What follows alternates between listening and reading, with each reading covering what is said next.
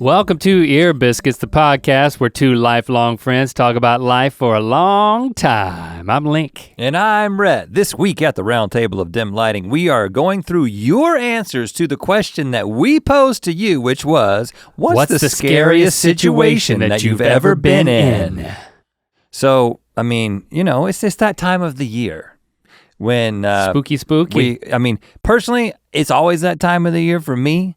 I'm always willing to be scared, and I don't think that we should just limit horror and darkness to just one day a year. It seems dumb to me. Let's open it up to the entire year.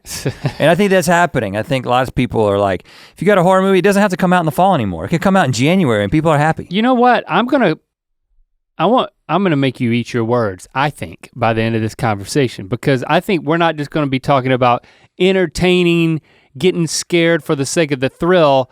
By the end of this conversation, I fully intend to be talking about, have either one of us ever seen a ghost?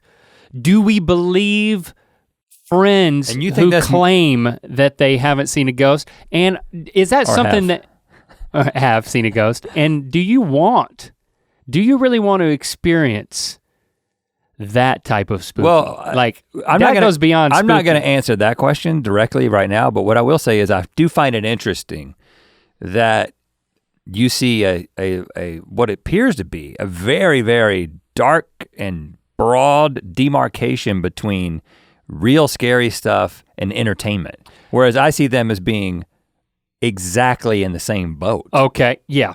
And I'm gonna call you on that, because I can't just because it's negative and scary. I can't believe that's true. Just because I fear for my life doesn't mean it's not entertaining. It's just a different kind of entertainment. Listen, it's all fun and games and beavers until somebody sees a crouching dark angel in their fireplace, okay? That's all I'm saying. And that's what we're gonna talk about eventually, if you have the guts to stick around. I do have a question for you. If you're in conversation, whatever the context, and you want to say, essentially, let's zero in on this particular subject, or let's get a little bit closer. What phrase might you use to say that? Are you asking me because you want to know, or are you framing me because you think I'm wrong? Well, we were in a meeting earlier today, right? And this isn't a pet peeve of mine. Like, I don't really care, but it hit me that I know what you're talking someone else said it and then you said it, and I was like, oh, and we said the same thing? And you both said it the same way, which I believe is technically incorrect. Again, I think I would say, and I think I did say, I wanna hone in on this thing. And I believe that, and I know that you say home in. And I think that most people say hone in, and I said hone in for a really long time until, I don't know who it was, somebody pointed out that that's not correct. It's home in? Yeah, so if you hone something, that's like sharpening something. Like you wanna sharpen that, and you don't hone in on anything. Yeah, if you hone something, you bring it down to a sharp point. Yeah. You hone into one particular detail. Yeah. So visually it works. If I'm gonna hone in on something. That's not what you're thinking. Is this gonna get spooky, or are you just, is this another conversation? It's just a different conversation. Oh, okay.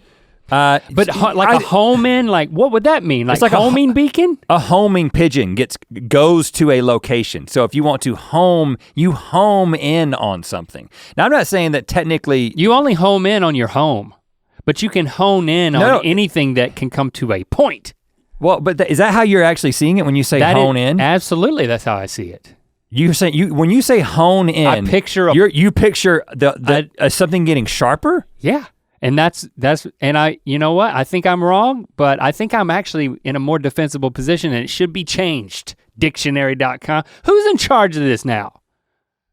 Society, man. Well, that's the thing, is that words. Here's the reason that I don't.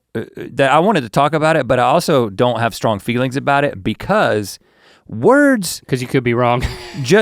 I know that I think that I am technically, according to the English language, I think that I'm right. But what I'm getting at is the English language is just in all language is just a representation of some principle. So it's not really an exact science. WritersDigest.com. The verb hone means to sharpen and make more acute. Yeah, we knew that. As in honing a talent. Yes, you don't hone in a talent. In a verb form, home as to home in on means to move or be aimed toward a destination or target with great accuracy. And that's what Missiles I'm thinking about. home in on targets. Yeah, so if I want to home in on a subject. You're correct, but to focus. But you're just not, but the spirit of your answer is not right. That's not true. I'm just saying, so if you do find yourself in a situation where you're interacting with like if you're at a job interview, there is potentially a scenario. You wouldn't hire somebody who said hone in? No, I wouldn't, but what I'm saying is you might be in an interview with someone who cares about that, especially if like you're in an interview for to be like a writer's assistant or something where your command of the English language is really important, and there may be somebody out there who interviews people, and if they say hone in, they choose not to hire them. I'm just trying to look out for everybody. I mean, I appreciate your defense of it. Merriam-Webster is hone wrong. The verb hone also dates to the 1700s, just like home. Its original meaning is to sharpen or smooth with a whetstone. By the early 20th century, another meaning had developed to make more acute, intense, or effective. Instead of just honing blades, people were now honing skills. Yeah, you can hone a skill. It's the narrowing or sharpening of focus. But can you hone in a skill? It's the narrowing or sharpening of focus implied in the figurative meaning of hone that seems to have made hone in seem like the right phrase to some rather than home in. The use of hone in dates to around 1965, which makes it only about 10 years newer than the figurative use of home in. We have enough evidence of hone in use that we enter it in our dictionaries. As the note at the entry makes clear, however, home in remains significantly more common and is the version to use if you want to avoid criticism. So that's exactly what I'm saying. Zero in is also an option if you want to avoid the similar H words altogether. Yeah, zero in. Let's zero in on this. I'm just gonna say zero in from now on because I don't wanna have this conversation ever again. Let's get the 50,000 foot view of this. That's another thing that. 5,000 foot. Or it's 2,000. No one says the same number, but I believe 50,000 grand. That 10,000 or 50,000 are the acceptable answers. 5,000 is too close. I'd rather get spooky than open up another Merriam-Webster debate. All right, let's read the first answer to our question. From Haley, who says, swiftly mythical. So I love Halloween, costumes, decorations, scary movies, everything. Can I jump in here and say, Halloween's really hurting this year. Yeah. I mean, my kids were talking about costumes a few weeks ago and then I never heard anything else about it because I think it dawned on them that like, we ain't going. You're gonna dress up at home? Yeah, it's not happening for us. Do a show for each other? I'm sure it's happening for some people, but it ain't happening for us. The people I feel most sorry for are the people who, it's not the trick-or-treaters. I mean, it's the people who go all out and make their houses incredible for everyone to enjoy. Well, and I think they may still do that. The thing about, I'm seeing decorations. Because you can like just drive by it. I was really starting to enjoy Halloween. Like last Halloween was the first Halloween that, because Britton was living with me and he's so obsessed with Halloween and he really connected with you and your love of Halloween. He goes to all of those haunted houses and scary zones and scary zones. He started taking me and Lillian Lincoln to some of those, like you and Locke with us to Universal Studios last year. Uh-huh. And I started to get how much fun it can be. Like we had a blast. All the stuff that happened in those few nights that we spent at like the horror night places that we went last year would come up in conversation and we would just laugh our heads off, man. And it was fun. So I'm like, you know what? I'm starting to get it. But now we can't get it. If you're not in some drive-through car type haunted situation that you gotta buy a ticket well in advance, happening, yeah. Then I'm just, along with most anything else, I'm skipping out. So well, and there's the question, like Haley, is it even gonna I come love back? Halloween, almost. Is a gap in these haunted houses gonna throw it off so they don't do it next year? You know what I'm saying? Like, no. Some people might not do it. They'll be back with a vengeance. I hope they will. Okay, about 2 years ago, I was preparing for a costume and I had this moldable plastic that turned squishy when submerged in hot water and hardened when it dried. I thought it would be perfect to make some fake teeth. There are even tutorials for it on YouTube, so I felt pretty safe doing it. Yeah. However, I missed a very big disclaimer. Do not use said technique if you have braces. And guess what I have? Braces. I slathered the sticky plastic all over my top teeth and waited for it to dry. It was thick. So at what point did it dawn on Haley that this was dumb? When I decided to take it off, it hardened and connected in between my braces wire. Oh gosh. It was like a bug in amber. This shit was not coming off. I had to pour 150-degree water in my mouth to get it somewhat moldable again. Well, 150 degrees, I mean, did you have a thermometer? You may have thought it was hot, but 150 degrees. If we're picking this story apart, I don't know what we're gonna do when we get to the ghost stories. I thought my braces were going to be ruined and my teeth were going to break out of my mouth. I was sweating and crying and shaking for at least 20 minutes before the plastic came out and everything was okay. Spoiler alert. My teeth were loose for a few hours after dang. that. Teeth were loose. Moral of the story, don't skip disclaimers. I mean, I definitely relate to skipping over disclaimers and doing something impulsive and stupid. I mean, it's that feeling you get when you put your head between the railing as a kid. Two trains? No, no. When you're a kid and you're like, you can't look over the railing, so you just stick your head between the two spokes of the railing that protects you from something so you can get a better view of it. And then all of a sudden you realize you can't get your head back out. Right. Or even as an adult, I've taken a ring and I've put it on the wrong finger and I've smushed it all the way down and then realized I can't get it back over my knuckle. And there's this feeling of I'm gonna have to go panic. to the ER. It's like it's that wave that comes over your whole body. That's like, oh my God, they're gonna have to call firemen. I'm gonna be on a TikTok. But I think the thing is that with the ring thing, which definitely has happened to me, especially like you put it on a different hand and then you're like, I started wearing this like fitness ring. And if I put it on if I like go on a long walk at night, my hand will kind of swell up. But I don't panic anymore because I'm like, it can get soap and water. But like you think about the people going to the ER, and if you know an ER doctor, you've heard all the stories, it's usually something that you've stuck up your rear end that is like the most embarrassing stories. So I just feel like as long as you don't stick strange things up your rear end, yeah, you're probably gonna be okay. You're probably not gonna be too embarrassed. Okay, I'm really trying to like. You shouldn't be scared. Send that home. You shouldn't be like scared. Really. Yeah. Really zero in a ring, on that. or even like head through the banister. I mean, all those are situations. Didn't one of your kids get his head caught in the banister? I mean, probably. My kids have gotten caught and. I distinctively remember Shepard. I'm pretty sure it was Shepard getting his head caught in a banister. It seems very familiar, but I don't remember the story. It's very on character, on brand. Yeah.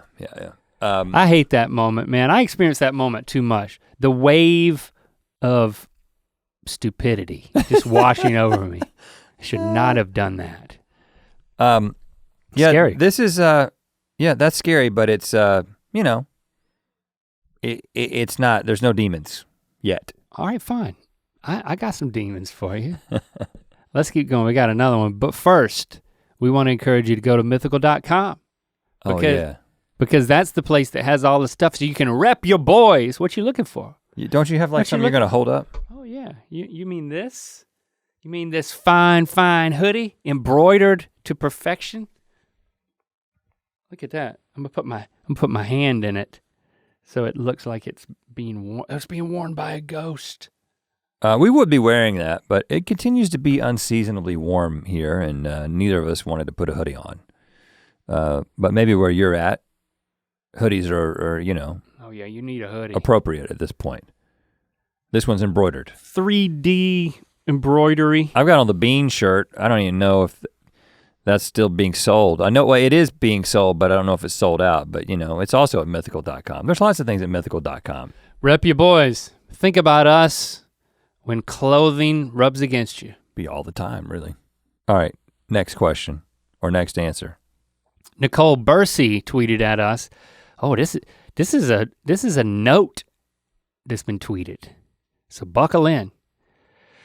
My first real first plane trip, I went to Cuba with my boyfriend.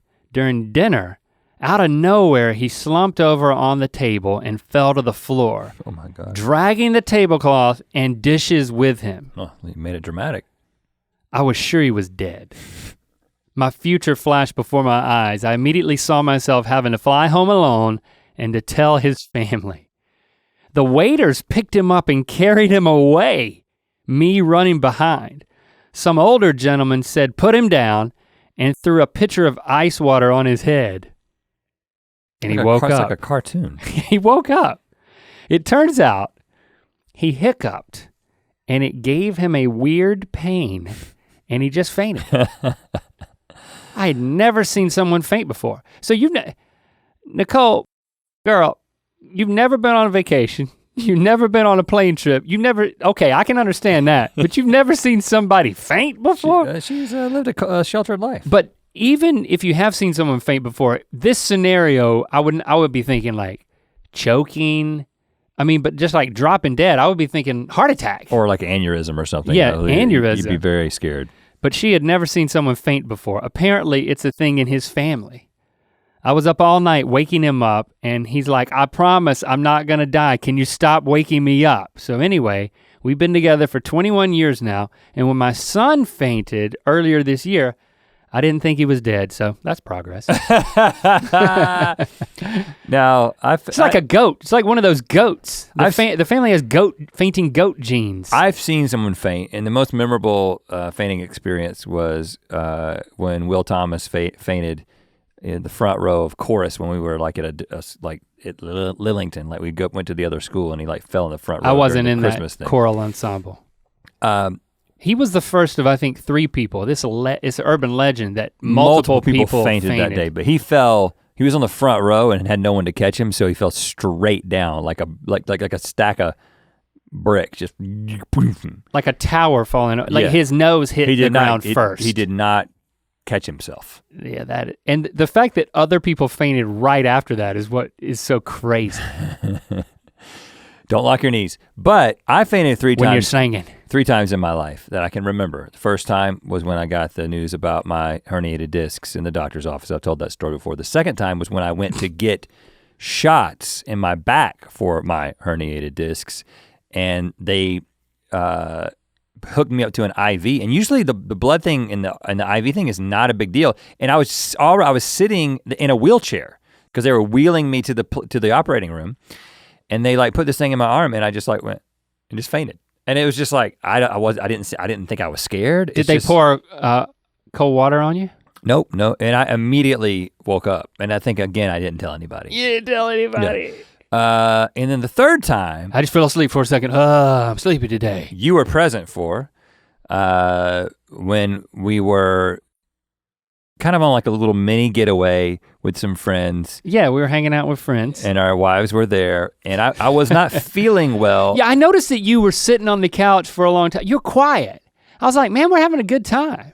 Why is Rhett so quiet? And a bit green. I wasn't feeling well, and then like Jessie looks at me, she's like, you don't look well. I was like, yeah, I think I need to just go lay down in the back, like leave this conversation and go like lay down in the back of the house. And it's one of those things where you were talking to Jessie, but everybody stopped and heard you say, yeah, I think I need to go lay down. It's like, it's such a strange thing for you to say, you know? But it's not, I mean, you're wearing a green hat. You weren't that green, but like I look the sick. light spilling off of your very green hat onto your face. I'd lost my color. You literally had turned a little bit green. And so I stood up to walk across across the living room and kitchen into the back area of the house where I was gonna lay down.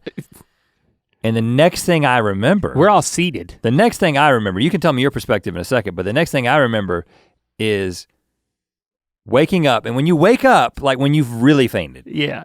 You wake up, and actually, so I've actually fainted more than 3 times because I did that stupid thing in high school or middle school where you made each other faint, which you shouldn't do, but we did it all the time.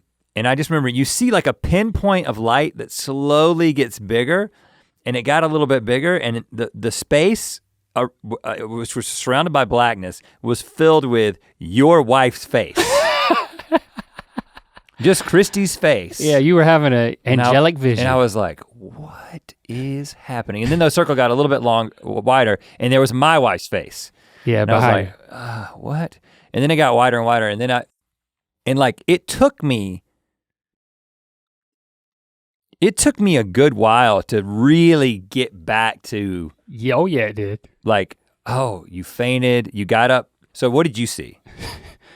Well, you got up and you took a step, and the best I can recall, everyone was seated watching you, and then, I mean, you're so freaking tall. Mm-hmm. I just didn't know, like, is that how he gets up? I've never really noticed that he's like swaying that much. Never really watched him get up. It's like he sways like a tree when he gets up. Yeah. And you said you didn't feel good, so I was like watching, and then it's like, it was as if you were stepping in quicksand, and you took but really what had happened, you know how when someone's like that Steve Carell joke where, that cheesy joke where you like go behind a desk and you look like you're going down steps. Yeah. Like there was no desk or nothing to block the view of you, but as I looked at your head, it seemed as if you were descending into quicksand, but really you were just slowly like taking a knee. And then I'm pretty sure that Christy was the one who kind of caught you. It was a stone floor. I could have really gotten hurt. Yeah, it was a stone floor, and there was one step up, like in the middle of nowhere, like a random step in the middle of the room. Yeah. Like dual level living room. And so like you took a knee, and then you hit the other knee, and then like you were just totally limp. You were gone. And yeah, I'll have to ask Christy, but I'm pretty sure she's the one who like caught you and made sure you didn't hit your head. Well, because she's very fixated after she hit her head, 3.5 years ago, people not hitting their head. And no one else had the gumption to move. No like, one we were else all reacted. dumbstruck. No one else reacted. And then we were like, it was silence. Like you were just, she was like under your weight, and then like she like put you down, and Christy was the only one with any sense. Like no one else. No one was anything. reacting well. She did a really good job. She was like, go get a wet towel. He's fainted. Well, and they got a wet towel. You were out for a while because they went and got a wet towel, wrung it out, brought it back over, and then handed it to Christy. And then Christy's like, it was very weird from my perspective. Cause I mean, it's not like, I mean, I don't see her ever dabbing your face with a wet towel. That's just not the nature of your relationship. It's only happened a couple of times. Yeah, it's not the nature of your relationship, right? So it's like, there's my wife caring for my best friend like she would a baby. I mean, I was as helpless as a baby. And I felt it was very weird. I was as helpless as a baby. It was weird. Well, the funny thing is I don't know if this happens to you. And then you came to, and you could not make sense of what had happened. I don't know. And you were embarrassed. This happens to you.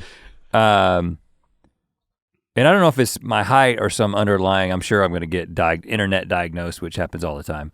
Hashtag Ear Biscuits. But for my entire life, if I'm like kneeling down for an extended period of time and I get up too quickly, like I'll have to like hold myself up against the blood's got a long way to go to get back to that walnut brain of yours. And I thought that that's what was happening, because I can remember that feeling, and I was like, oh, it's one of those things where, and this also happened like, when I hurt my knee earlier this year, skiing, and like I was sitting at the dinner table and we were talking about it, and I started thinking, I was like, I gotta go to the bathroom and like splash my face with water, and on the way to the bathroom I started feeling it happen. I was like, oh no, I'm gonna faint in this restaurant, but I like held myself up. You better be holding on to stuff. Yeah, and I mean I usually do. It's just that scenario, there was nothing to hold on except your wife. Nothing. Yeah, there was nothing. Yeah. And of course, my fainting story of when like Christmas time, I was opening the Barbie. Yeah. That at my in-laws' house that my daughter got on Christmas morning. My father-in-law gave me his knife out of his pocket, and I cut open the Barbie plastic shell, and I cut my finger. I immediately panicked, ran out of the room, ran into the kitchen, put my finger under the kitchen sink. I don't know why, you want to run water over it for some reason.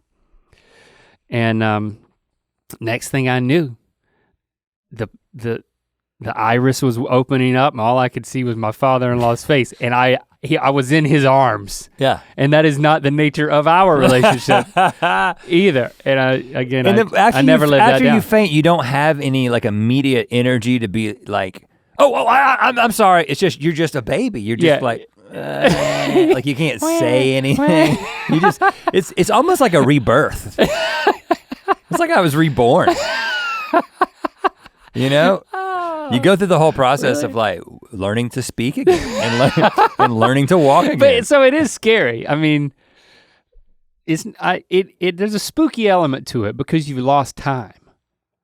And then you're being immediately ridiculed in both of our cases. Like we felt so bad, but we didn't make fun of you to your face. You went to bed and we were like, dang, that was weird. Nicola Merbra at Nick the Chick tweeted at us, I got chased by beavers one night in an oar-propelled John boat. Okay, so she was just, by the power of rowing, she was trying to escape beavers.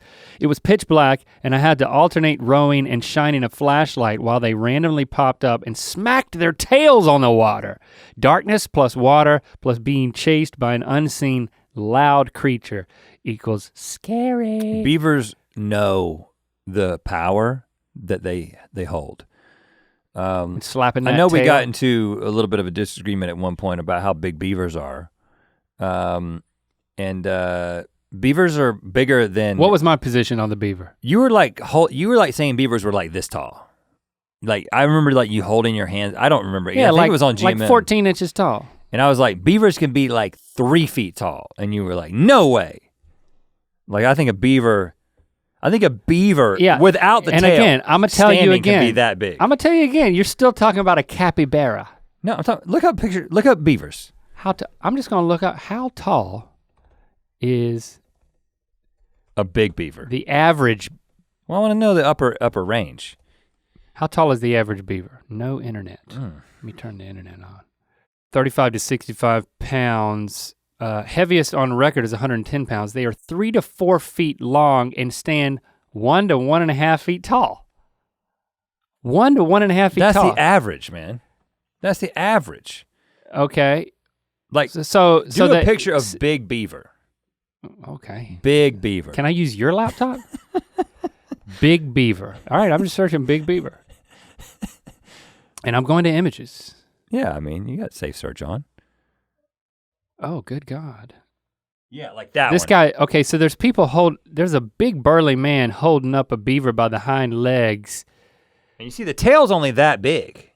But look at that. So the hips are at his nips and the nose is at the shin. And I bet that guy's at least four foot tall. They've got to be a big beaver before they get the courage to come after you, to haunt you like that. And especially when you're on a boat that's being propelled by wooden oars, it's like you're propelling the boat with the thing they love to eat. You know Winona's got herself a big brown beaver and she strokes it all the time. Yep. Let's get to the real ghosts. I'm tired of this beating around the bush. Okay, the beavers. All right, have at it, man. Use your spooky voice. This is from Sasa. Sasa the Vilber? The evil bear. The evil bear. That makes a lot more sense. My biggest scare is more spiritual. When I was 12, I was alone at home, and I saw that on my bed was a dip, like someone was sitting on the bed. When I did a double take, I saw the tip lift. No, the dip lift is what she meant to write.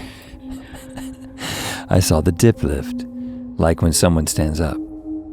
I hid in the living room. Hashtag Ear Biscuits.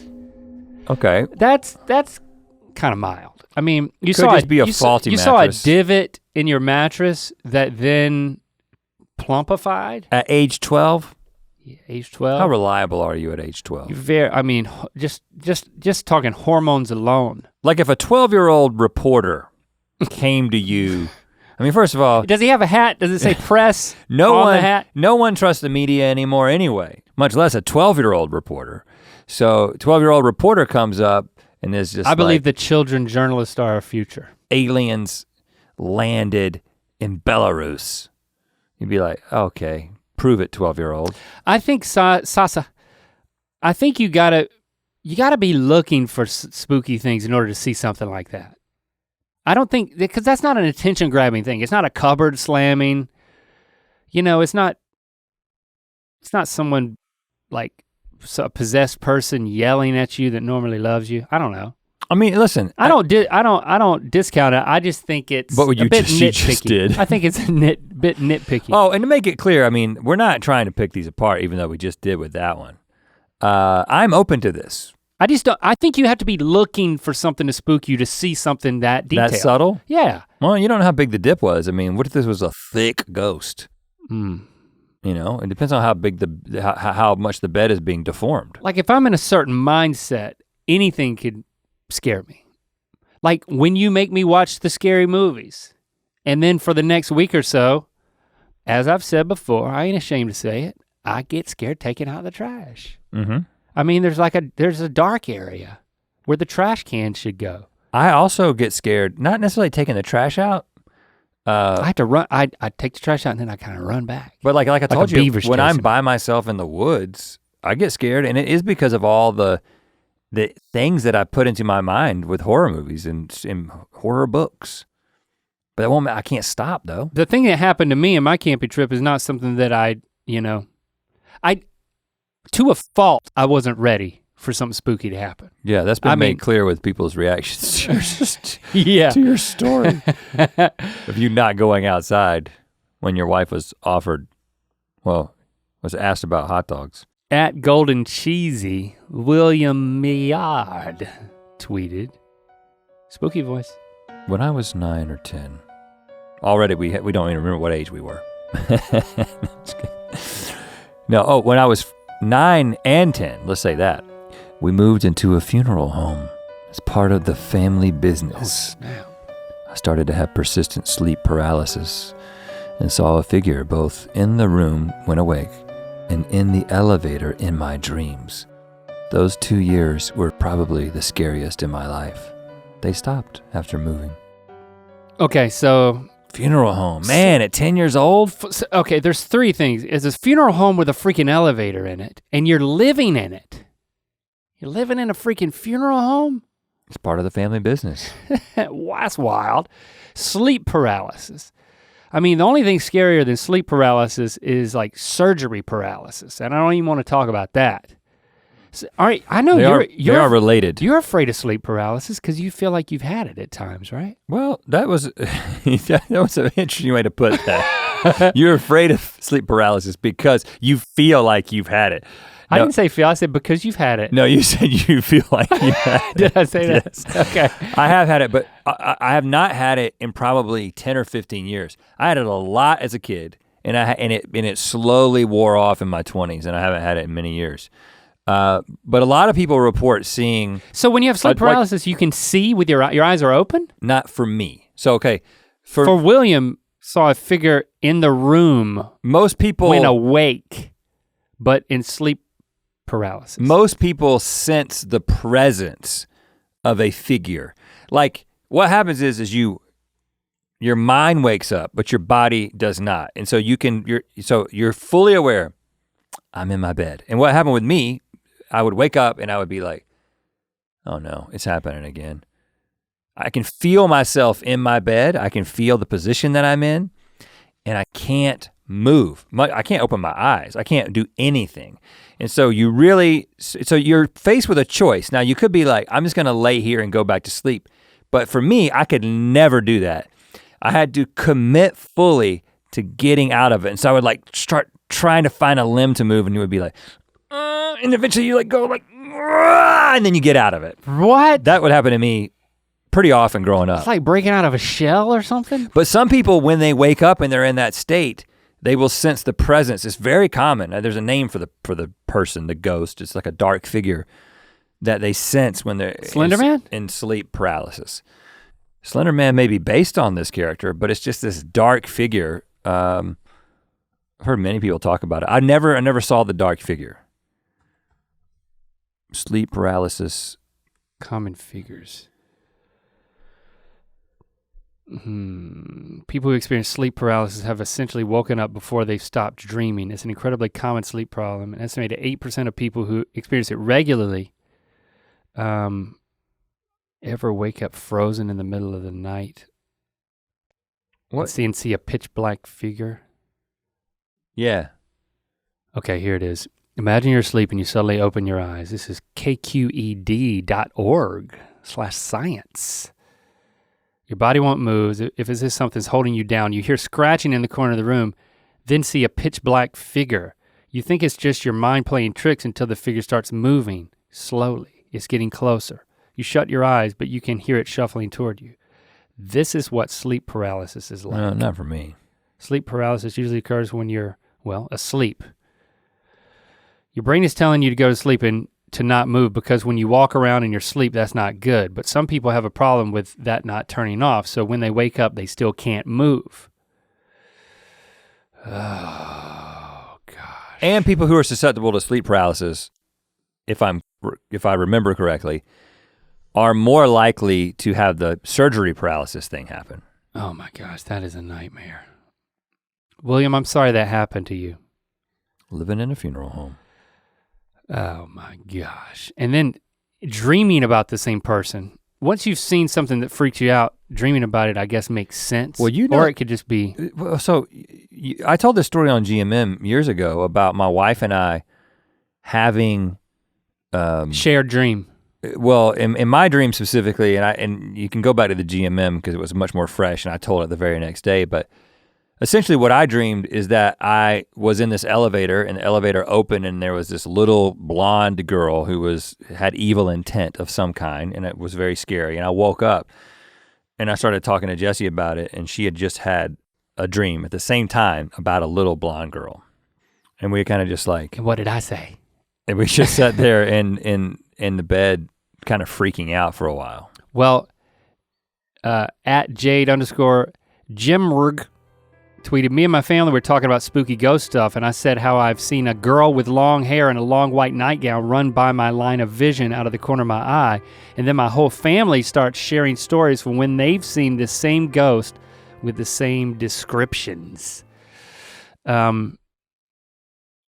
Having other people experience the same thing, either in a dream or if you trust somebody who also sees the same thing you saw, then that makes you feel a little less crazy, but a lot more scared. And I got to, Kiko is our producer editor of Ear Biscuits.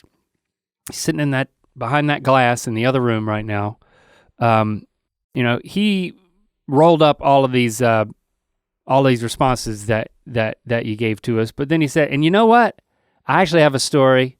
If you want to talk about it, you can.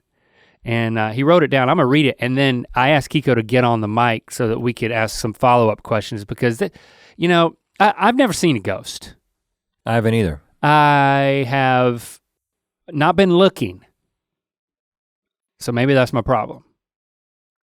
Well, I don't know. But let me read Kiko's story because though we've never seen ghosts, we do have people in our lives over the years who would tell these compelling stories and they would have no reason to lie to us. We have every reason to believe them.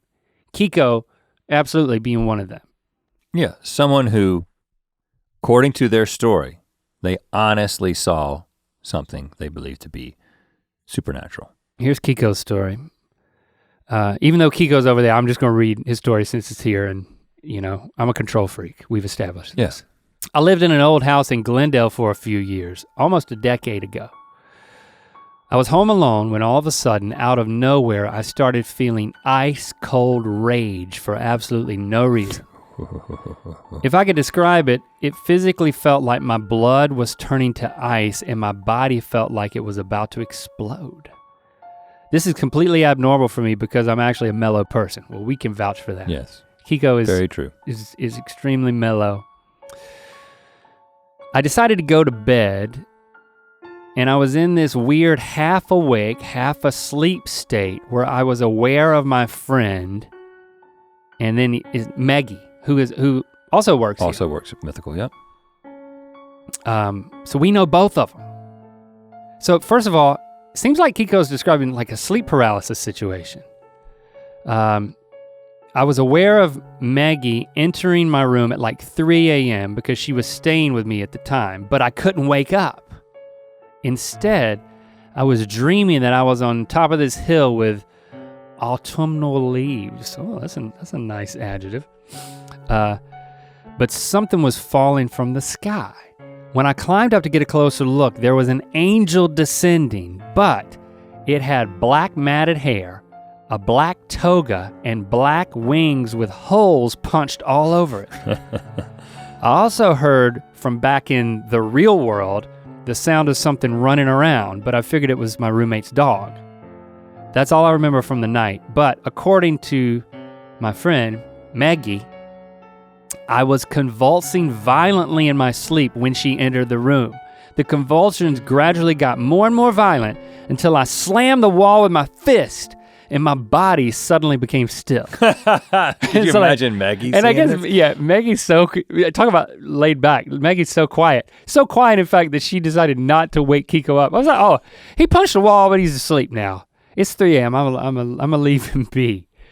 Continuing Kiko's account. I spoke with my roommate the next morning at the gym, and apparently he was staying in the basement with his twin sister who was visiting that night. And talk about, now we got a twin involved. This is getting really spooky. Twins are always creepy. So his roommate's downstairs with the twin. Maggie's upstairs at 3 a.m. seeing Kiko convulsing. When the twin came downstairs, she said she saw Kiko's roommate trying to climb the wall aggressively. Oh gosh, oh gosh, oh gosh. When she asked what he was doing, he flipped around and violently started screaming at her. He had never yelled at her in his entire life. When she cried for him to stop, he calmed down, but he doesn't remember any of this. His sister, twin sister, had to fill him in on it the next morning before he went to the gym to tell Kiko what had happened. Now I once found you in the middle of the night when you came to sleep at my house. Yeah. When we were kids. just to clarify, we were children at the time, and we were staying in what we call the extra room. Yeah. And I woke up to the sound of scratching, and you were standing up next to the door. Like there's the door and then there's the wall next to the door, and you were next to the door on the wall, and you were just kind of going, like kind of scratching the wall like you were trying to get out, but you couldn't find the door. Pretty scary. That's scary. That's like, if I turned around and would have yelled at you like the twin. Yeah, it's like the end of the Blair Witch Project where there's like the dude like just standing facing away. Oh, I haven't seen it. You know, but for some reason I knew you were sleepwalking, so it didn't really scare me. The story's not over. Yeah. So Kiko's roommate tells Kiko what his twin told him before he got to the gym. So when we returned from the gym, his twin sister repeated the story and mentioned she had heard something running around on the first floor. I told her I had heard that too, but I thought it was the dog. According to her, the dog was in the basement with them the entire time. The roommate rushes down to the basement. No, my roommate then rushes down to the basement because he said he forgot his phone down there from last night. A split second later, he runs back up the stairs, literally crying, telling us not to go down the stairs. He describes a tall, lanky thing that was crouched in the fireplace. Oh gosh. It wasn't me. I fit the description, but it wasn't me. When all three of us went down, first of all three of them did go down. Yeah, it's like a horror movie. When all three of us went down, there was nothing there. At the time, I didn't mention my dream because I thought it was stupid and probably irrelevant. But a year later, after many more occurrences, we were talking about that initial incident at a pool party. It's then that I told him about my dream and the dark angel figure floating down from the sky with the holes in the wings. And his face goes pale and he starts to freak out. When I asked what's wrong, his response was, "That thing you described falling from the sky sounds exactly like the thing I saw in the fireplace of the basement the next morning." Glendale, Kiko, get on the mic, man. Yeah.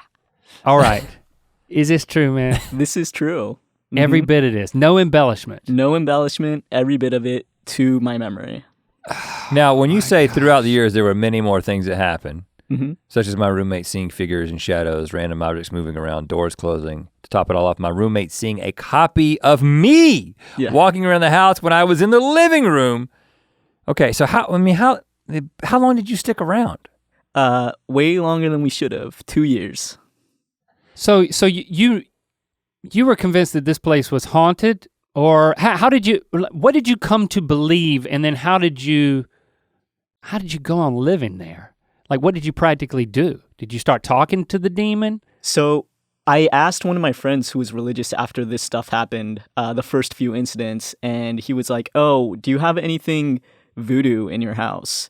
And I actually did. My friend had gone to New Orleans and brought back this like little set of minifigurines. I think you're supposed to put them by your bed for them to take away nightmares. But he was like, "Oh, I would get rid of those just in case." And I did. And everything that happened afterwards, except for the copy of me walking around the house, wasn't really malicious. It was just like, "Oh, hey, I'm here. I'm going to open this double folded door really slowly that a wind can't do," and stuff like that. So your roommate, who's a twin. Twins are so creepy, man. I mean, literally came up the stairs crying. I mean, there was no doubt even though you didn't see the creature except in your dream. Mm-hmm. There was, and you didn't share the description until a year later. Because there was no way that your experience, even though it reflected his, had anything to do with it. Mm-hmm. Right. I mean, but you could tell just by the terror on his face that it was true. Yeah. Why did you go down there? You're like, when all three of us went down there, it was gone. Well, when he first came up, I thought he was joking, to be honest, because he kind of has a morbid sense of humor. He's the type of person that would be unplugging something and then convulse like as if he got electrocuted. Yeah. So I didn't believe him at first, but then when I saw like actual tears running down his face, it's like, well, like I kind of want to check it out, but I was also scared. So I actually have a samurai sword in my room. So I took the samurai sword and brought it downstairs. You know those ghosts, man. It'll slice them right in half. Medieval on his ass. That is just wicked. So going into it, did you, what was your level of openness about supernatural things going into it? Into living there? It's, there was one other thing that happened previously to me where it was like, oh, it could be just me or it could be maybe something more, but it wasn't enough for me to make me believe in supernatural stuff. I guess I was just kind of open to it, but nothing that drastic had ever happened before. I mean, I believe you. And we've got other close friends who've had like super creepy. Your hair looks like George Jones right now. Like I just all of a sudden. Man, I'm talking about something creepy. No, it looks good. Oh, it does? Like you looked at me and you had the headphones on and your hair, I was like, it's starting to look like you. I think you could I know you're thinking like about cutting it. You need to, before you cut it, see if you can style it exactly like George Jones did in his heyday. Like pompadour it out. And it's like getting a little bit gray. I think you might have something here. Sorry. You're clearly not creeped out by this story, but I appreciate the compliment. I knew you would.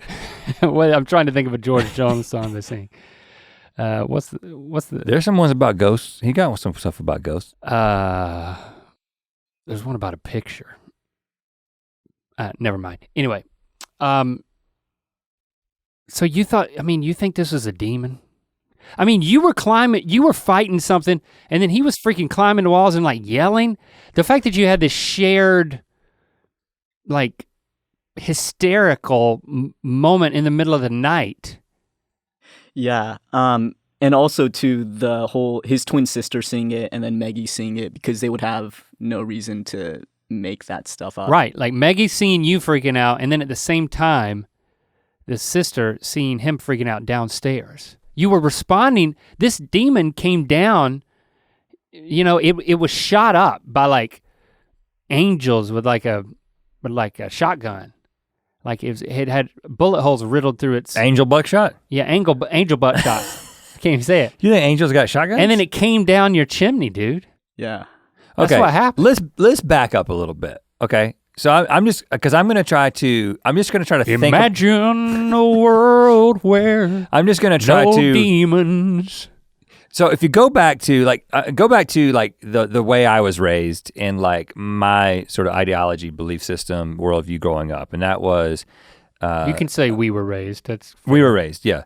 Evangelical Christianity and a particular strain of evangelical Christianity. So not like the charismatic where there's like you've got like Pentecostal. We didn't believe in angels and demons interacting with humans. Well, no, we did, but we didn't really. We believed in the biblical accounts of it happening in the past. And we believed that it was possible. But we believed that there was no need for it. Well, that may be specifically what you thought, like, but I didn't. You're talking about like the dispensations, but I didn't think that supernatural things didn't happen.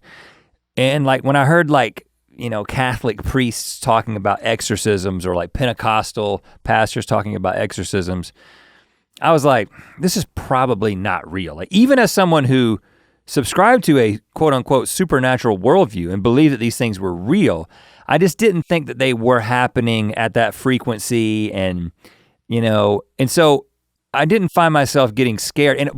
But also based on the particulars like interpretation of the Bible that we didn't believe in ghosts, like absent from the body, present with the Father, right? So you're either alive and your spirit is inside of you, or your spirit is gone to, heaven or hell. It's a little more complicated than that, but it's not like you got ghosts going around, right? So like we thought the whole idea of ghosts was like, well, if there's any ghost activity, this is actually demonic activity. This is, Satan and the fallen angels. Now, again, I had this intellectual understanding of this stuff, but I didn't really. I mean, I guess if you press me, I would say I believe it, but I never experienced anything that I would attribute to this demonic activity. However, I had many good friends, people I was very close to who had really convincing supernatural experiences, most often in like other cultures and other places. Like, oh, I was a missionary in Africa or missionary in the Caribbean or whatever. And so you go into a place where there's like a different sort of spiritual energy, and then they would have these stories about people growing fangs and I do not believe that they were making it up. I do not believe that they were lying to me. But there was always a part of me, regardless of how reliable I thought the person was, that was just like, yeah, but there's probably they're deceived by there's probably a natural brain. Explanation for this. That doesn't mean that they're dishonest, but it means that like, our brains are kind of wired to see things and to interpret things in ways that might not necessarily represent reality. In fact, I mean, that's been proven that your brain and the way your eyes send the messages to your brain, like you're not really seeing reality. You're seeing a projection, a representation of reality, right? And things can kind of get screwed up. But I'm saying the way that I used to think about it. And boy, it was nice to think that. But now I'd like to go back there. Now it's kind of like just dismiss it all. I don't have because I'm in a place in my life from a spiritual perspective where I don't have I don't believe that certainty about this kind of thing is possible. I just sort of have this sort of like openness to hear people talk about it and be like, wow, I don't know what happened. And I feel like me trying to explain it is just gonna do a disservice to your experience. It doesn't help that there's a lot of people out there who are preying on people's hopes of connecting with their loved ones who've died, who've gone on to the afterlife, or maybe are lingering by their claims. There's a lot of quacks who've been disproven. Well, what do you think? I actually went back and watched like the Penn and Teller show Bullshit, and they had an episode on psychic readings and like accessing people from the dead, and they basically debunked a couple of people. And then it draws into question the whole thing, but like then there's like all of these independent variables that all point to the same independent corroboration, starts to make it quite a head scratcher. And like you're upstairs having this experience, I'm downstairs having this experience, but if it was just I saw a figure in the fireplace, it's like, well, I've seen a long-nosed man in my own poop. It's you can. That's a little different. A long-nosed man? Yeah. Is that a saying that you just came up with? Yeah, did it sound like it? It sounded like a fable. It could be like an old saying. Yeah, that's You seen a long-nosed man in your own poop. that's what makes me worth listening to. You listen to me and you think you're listening to a fable. The question is, if these things are Oh, I just got freaking spooked. yeah, because it's in your mind now. See, Like, it's in your mind. I don't know if you watch the video It's back. implanted. Like, literally, I just got spooked. I thought I heard something. It was And my I feet got- moving under the table. It was, Uh-huh. And it bounced off the wall, and you turned around and got freaked out because it was in your mind. and now I'm scared, and I have a little bit of a headache. But okay, but answer me this, or try. Let's talk about this.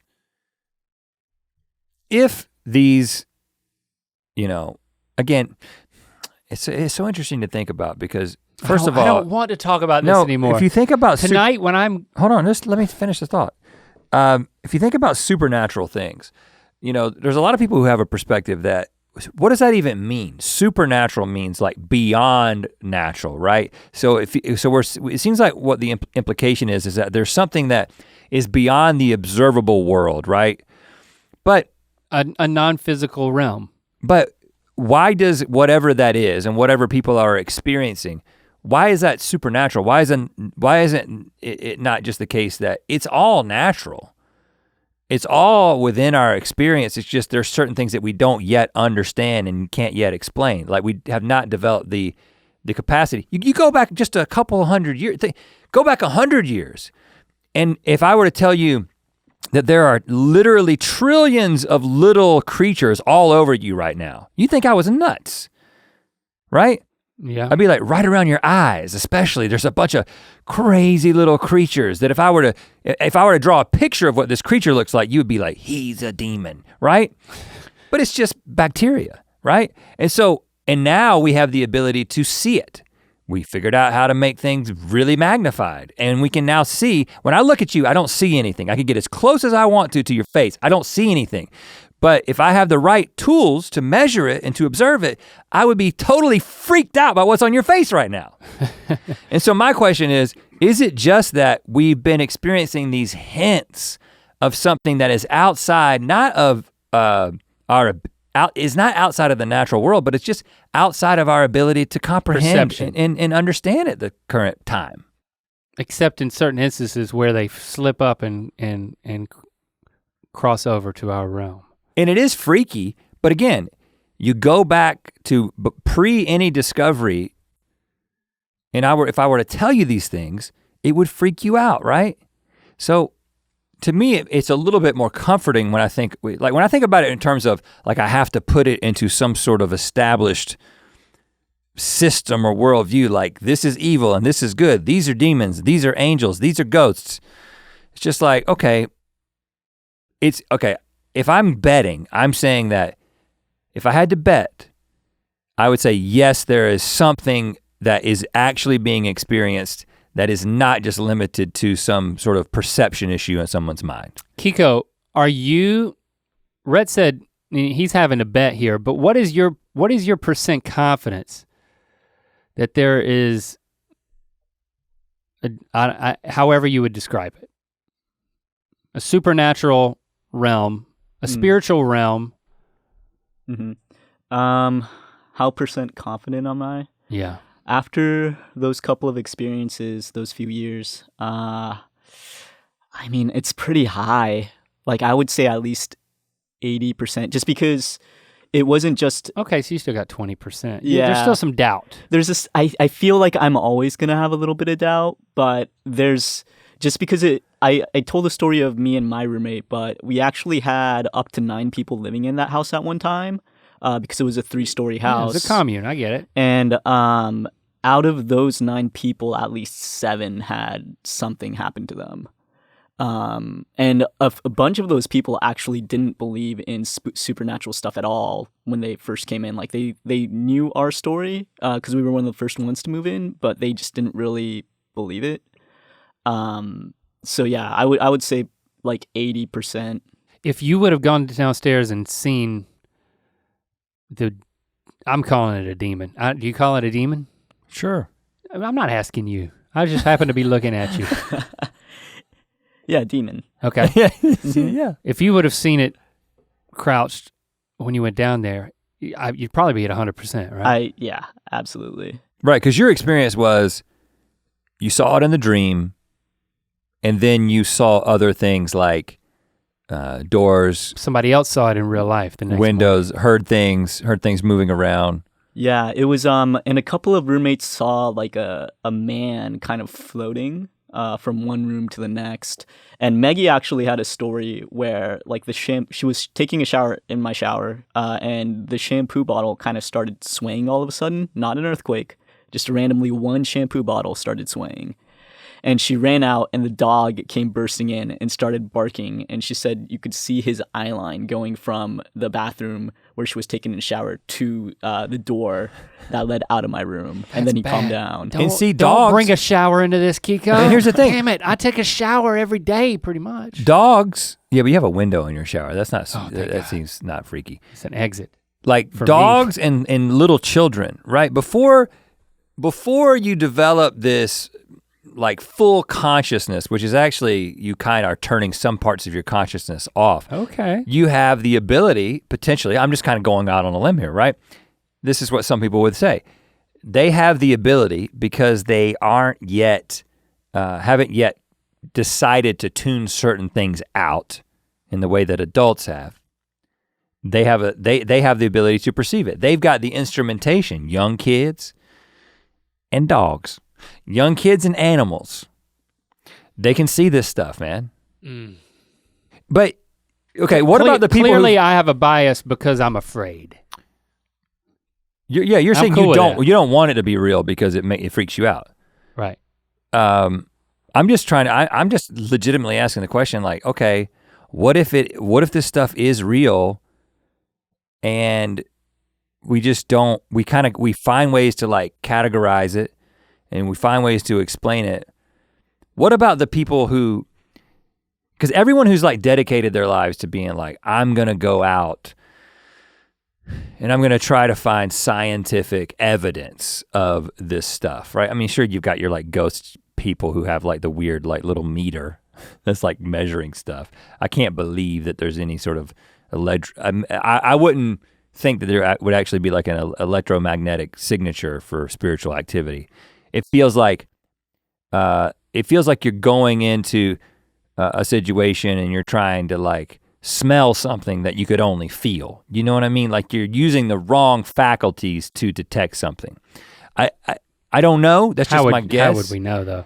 But it just feels like it wouldn't surprise me. Either option wouldn't surprise me if it's all just weird things that happen in people's minds. Circumstantial. And like you've got the situation where like Kiko says, okay, well, there were 9 people living there, 7 people experienced it, and these people didn't believe in supernatural things, but they did know they were moving into a house where other people had seen things. And so all of a sudden your mind is like attuned to it, just like you thought you saw something over your shoulder a second ago because we're talking about this. Did the roommate that could happen.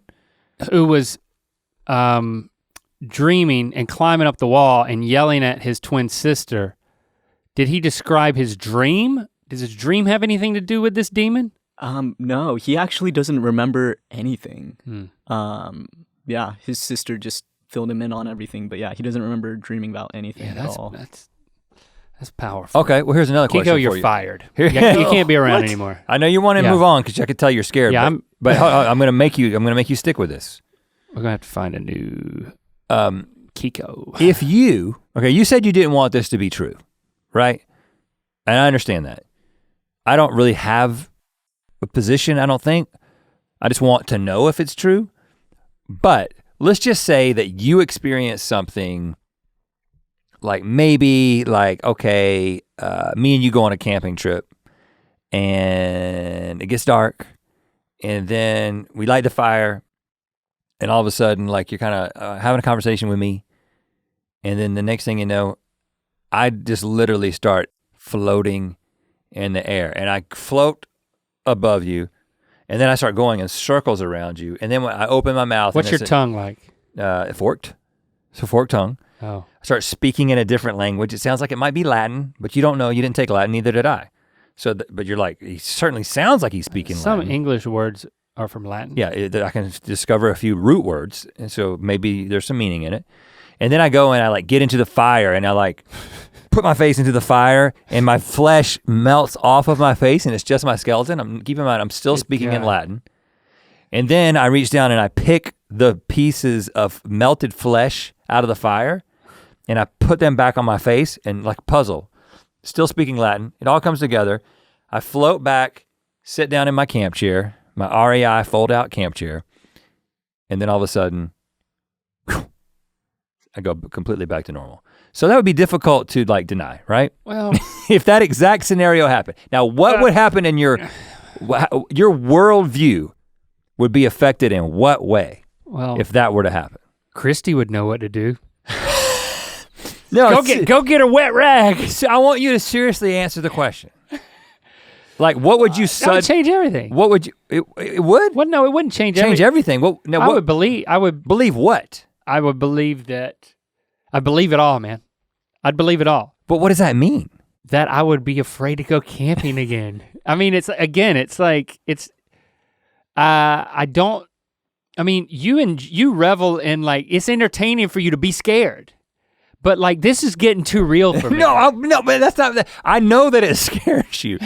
I'm just saying that that's what it would do to me. It might paralyze me.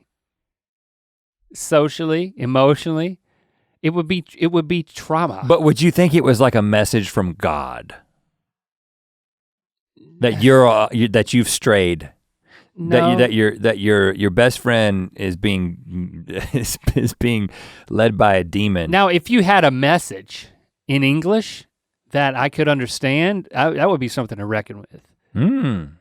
Okay, I'll make sure I have a message. Before you put your melted face back on. When this happens. I guess the reason I'm asking the question is because you're playing. You're a child playing with firecrackers. You don't know what real explosives are like. And if you ever went through what Kiko or his roommate twin went through, you wouldn't be so lighthearted about this. I actually have a sober view of it. This is a coping mechanism, man. It is a coping mechanism, but one could argue that I'm much more like a believer than you are. My coping mechanism is to make it funny. Exactly. You're just as afraid as me. I didn't say I wasn't afraid. I just said I like being afraid. But I hate it and I like it. You at the like same being time. afraid knowing that it's not real in the back of your mind. No. Because but if you knowing that it might be real is the only reason I'm scared. Those moments when I'm like, hold on, aliens could exist. Like I get that makes my stomach drop. Like anything that's like that cataclysmically groundbreaking knowledge. What is scaring you in that moment? Because aliens, you're right.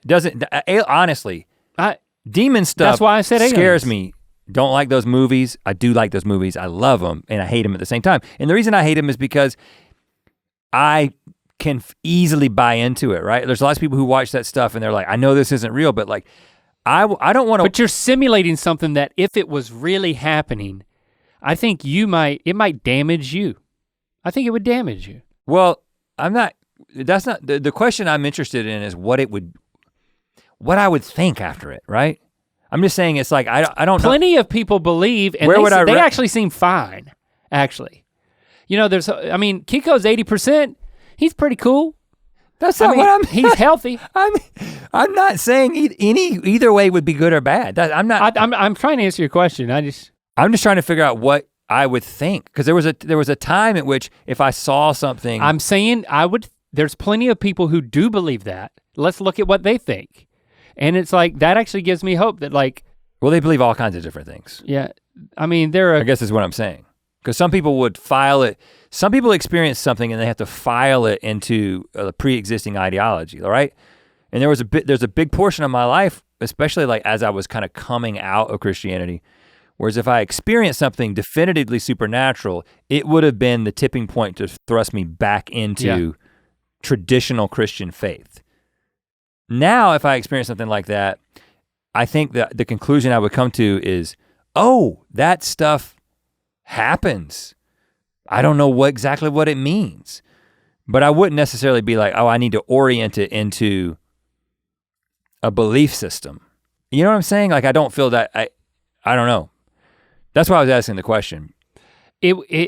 I think it would make me feel like I needed to make sense of it. I needed to more aggressively pursue some sort of belief system. That's that probably explained true. it. I think it would drive me to a more aggressive quest for nailing down some beliefs. Otherwise, I've been pretty comfortable just kind of floating on love. But the chances are, if either of us experience something, it's gonna be in this Veiled sort of thing. ambiguous category where you can just you've already made up your mind. That's where faith comes in.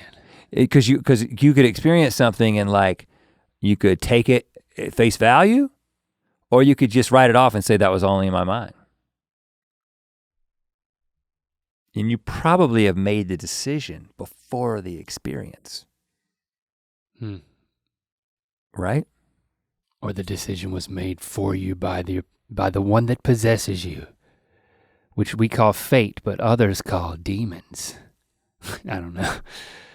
I believe you, Kiko. I believe you too. 80%. I mean, if you're not, he's not even 100%. It was never on the table whether I believed him or we have another really good friend who's seen a lot of stuff. Yeah. I do not have any doubt that he has experienced the things that he says he has experienced. The question is, what is it? And that's where I'm just like, I don't know. And even if I experienced the exact same things, I don't think I would be like, oh, I know now. I think I'd just be more confused. But I kind of do think it would be cool for it to happen. Until it does. No, I mean, I hope I'm not there. No, no, I hope you are there, because think about the episode of Ear Biscuits that we get out of it. Yeah.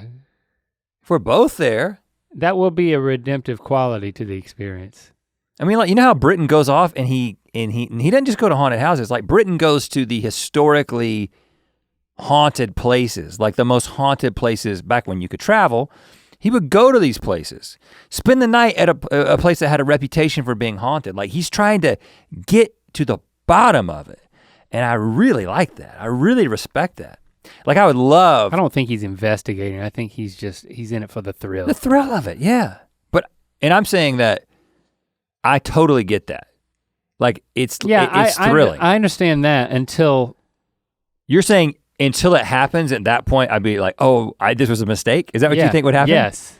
I think I would be. Because that's being real scared. I think what would happen is I would be like, this is super scary, and this is exactly what I was after.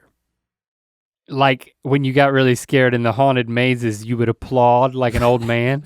The reason I applaud like an old man is because I am an old man. And the reason I applaud, especially when we went through the us maze, is it was so well done. And I'm like so scared. Like with the somebody jumps in your face and scares you and you applaud at them. Well, here's the thing. When you go to these haunted houses. You're gonna do that to a real ghost? I don't think you will. No, precisely. Exactly, that's precisely. What you need. You need a bigger fix. The reason I'm clapping is because I'm like, you brought me to the verge of peeing on myself. Like, Bravo, you know what I'm saying? Child. Like, yes, this is great. Yes, daddy is happy. But daddy knows that this is fake. But when daddy doesn't know that it's fake, daddy's not gonna be clapping. Daddy's gonna be crapping. And I'm saying, I don't want something to make me clap. I want something to make me crap, man. Kiko, thanks for sharing your story. Kiko, you gotta give us that address so we can go check it out. Yeah, after the podcast for sure. I'm sure, man, if you've seen a ghost, you're like, I don't know how you feel about what we you get you're getting so uncomfortable. The past like 20 minutes, you've been really uncomfortable. Like ever since you scared, saw man. that thing. I man. didn't see. I thought I saw. But this something. is. Think about it, man. We could go get to a haunted house. Think about how fun it would be. Like it's fun for you to get scared like this. Fun for me. Isn't that fun for you? You're not gonna answer me. Okay, I have a wreck. That's all, in the same vein, but a totally different direction. That's called an artery. A movie that you should watch if you want to get yourself in the Halloween spirit. It's almost too late. But you don't want to be scared. And listen, oh, yes. I know the video of this is coming out after Halloween, but I mean, It's still, I mean, it's just removed from it. Hocus Pocus. Watched that with the family the other night. And the reason I watched it is because Stevie has talked about this movie quite often. In fact, Tobias Jelinek, a friend of ours who was Dylan in Buddy System, who's an incredible actor who's been in a bunch of things. His first gig as a teenager was playing like the high school bully in Hocus Pocus. And when he came to audition for the role of Dylan, Stevie was like, where do I recognize this guy's face from? And it was Hocus Pocus. I'd never seen it. Jesse was like, let's watch Hocus Pocus. And I've I was never like, seen it. And you know, we were too old for it. You gotta know what you're getting into. You're getting into a 1993 Disney movie starring Bette Midler and Sarah Jessica Parker as witches. And I can't remember the third actor's name, but it's ridiculous. There's musical numbers. You're kind of laughing at the 90s as you enjoy it, but you have to go into it with that level of expectation that you're laughing at the— Did Shepard like it? Yeah. He did? Yeah. But he liked it on a cynical level. We watched those kinds of, like, he gets a kick out of watching things that were kind of come from the era of when we were his age or close to it.